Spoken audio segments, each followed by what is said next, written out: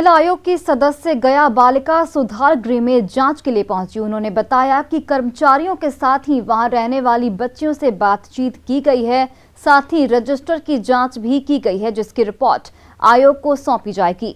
गौरतलब है कि नवादा की एक लड़की ने बोधगया बालिका सुधार गृह में यौन शोषण का आरोप लगाया है। हम लोगों को एक सूचना मिली थी एक अखबार के माध्यम से कि यहाँ पर रहने वाली किसी बालिका के साथ कोई दुर्व्यवहार हुआ है। तो इस घटना की जानकारी मिलने पर हम जांच करने के लिए आए और यहाँ जो बच्चियाँ हैं, यहाँ जो स्टाफ है, जो इनका रजिस्टर है, सबकी जांच हमने की।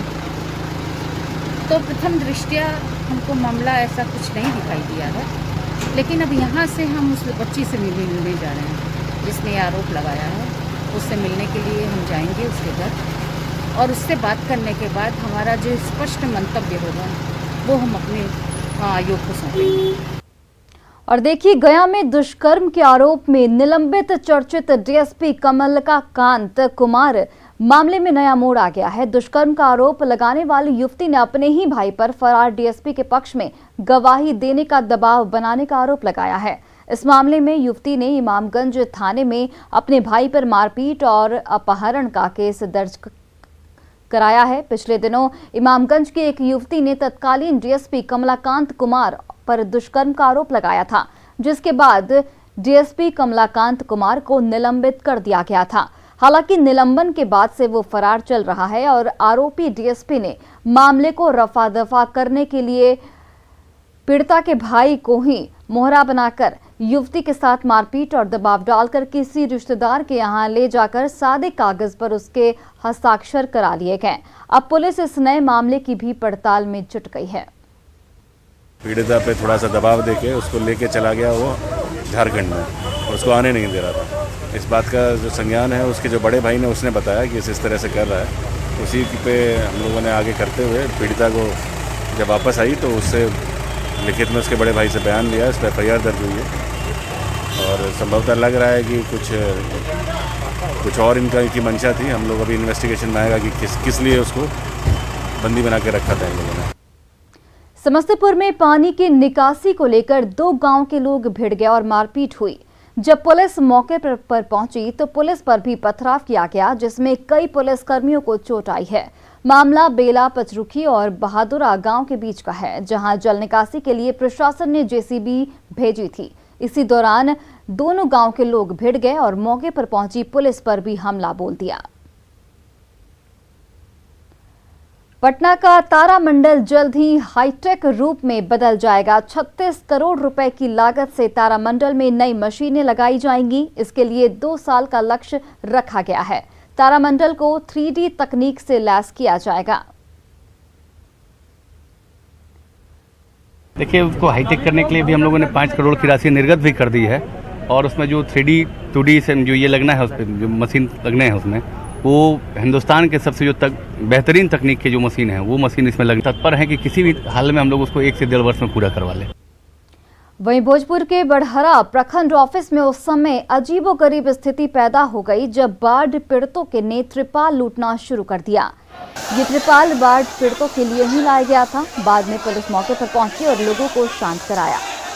बड़हरा के बखोरापुर, मौजमपुर सहित कई गांव के बाढ़ पीड़ितों को त्रिपाल देने के लिए प्रखंड कार्यालय बुलाया गया था, लेकिन इसमें देरी होने पर बाढ़ पीड़ितों ने ऑफिस के हॉल में घुसकर त्रिपाल लूटना शुरू कर दिया, जिससे काफी देर तक अफरा तफरी का माहौल बना रहा।